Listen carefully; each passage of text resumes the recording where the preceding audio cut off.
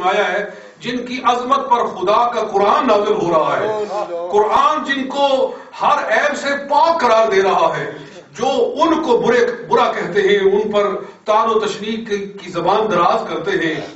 میں نے ان کی کتابوں میں پڑھا ہے کہ لا حول ولا قوت الا باللہ، حضرت عائشہ صدیقہ اور حضرت حفصہ نے زہر دے کر حضور کو مارا.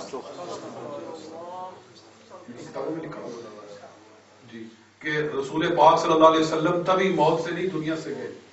وہ کہتے ہیں کہ وما محمد الا رسول قد خلت من قبلہ الرسل افإن مات او قتل، اگر حضور صلی اللہ علیہ وسلم فوت ہو جائیں یا قتل کر دیے جائیں. اللہ تعالیٰ نے دونوں چیزیں بیان فرمائی ہیں. تو انقلبتم علی اعقابکم، کیا تم اپنا دین چھوڑ دو گے؟ تو یہ اللہ نے ایسا کیوں کہا ہے؟ اس لیے کہ اللہ کو پتا تھا کہ حضور طبی طور پر نہیں جائیں گے بلکہ قتل کیے جائیں گے. تو کس نے قتل کیا؟ وہ کہتے ہیں کہ دونوں عورتوں نے قتل کیا. اور آگے اس کی تشریح کرتے ہیں کہ ایک عائشہ ہے، ایک حفصہ ہے، اور بلکہ کہتے ہیں کہ ان کے دونوں باپ بھی اس میں شریک تھے. جی تو جن لوگوں کے یہ نظریات ہوں ان کا قرآن سے کوئی تعلق ہے؟ جی قرآن سے ان کا کوئی رشتہ ہے؟ نہیں.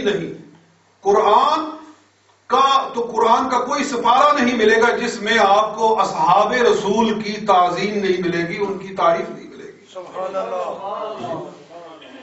اللہ تعالیٰ ارشاد فرماتا ہے محمد الرسول اللہ، محمد اللہ کے رسول ہے، والذین معہ، اور جو حضور کے ساتھی ہے، اشداء علی الکفار، کافروں پہ سخت ہے، رحماء بینہم، آپس میں رحیم ہے، تراہم رکعا سجدا یبتغون فضلا من اللہ ورضوانا.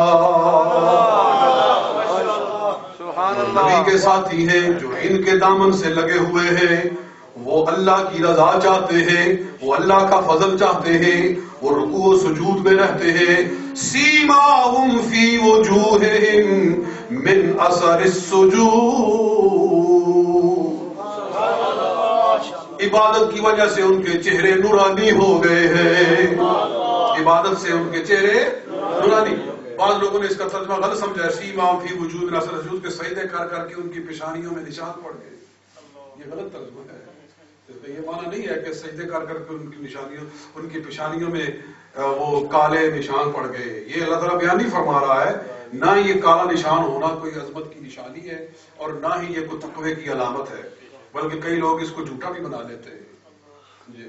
وہ اپنا بڑا شیخ بننے کے لیے وہ خود ہی کو چلا لوگ کے وہ کہتے ہیں کہ پتہ چل جائے لوگوں کو کہ میں ساری رات سجدے میں ہی گزارتا ہوں.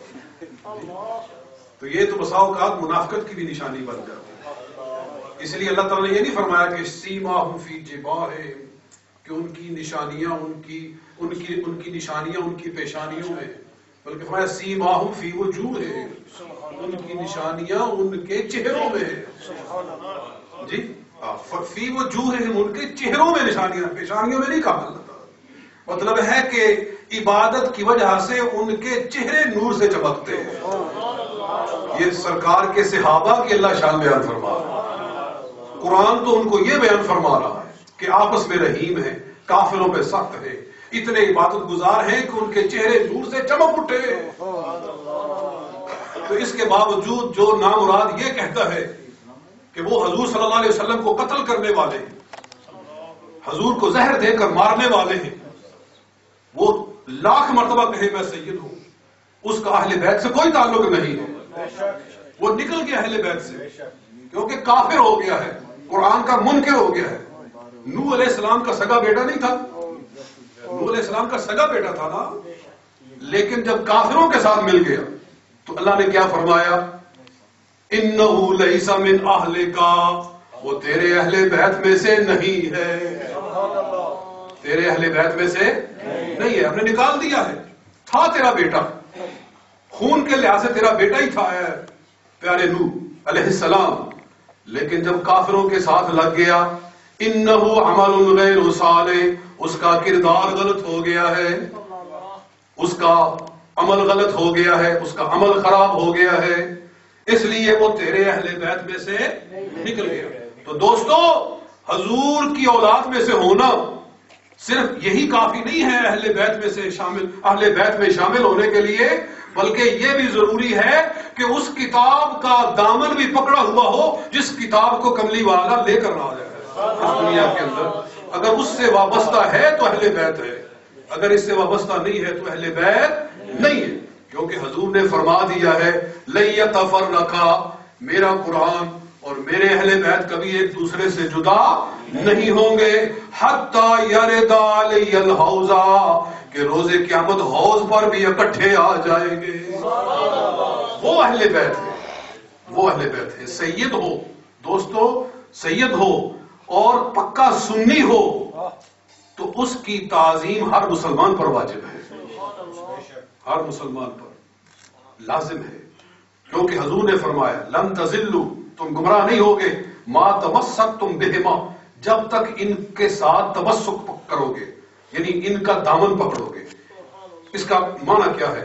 مولا علی قائم رحمۃ اللہ تعالیٰ نے اس پر بڑی تحقیق فرمائی ہے۔ شیخ عبدالحق محدث دہلوی نے اشیاۃ اللمات کے اندر اس کا بڑا خوب معنی بیان فرمایا ہے، اور تمام اجلہ مفسرین نے اور شارحین نے یہی ترجمہ کیا ہے کہ قرآن سے تمسک کیا ہے کہ قرآن پر عمل کیا جائے، کہ دونوں کو پکڑ لو۔ حضور فرماتے ہیں قرآن کو بھی پکڑ لو، میرے اہل بیت کو بھی پکڑ لو۔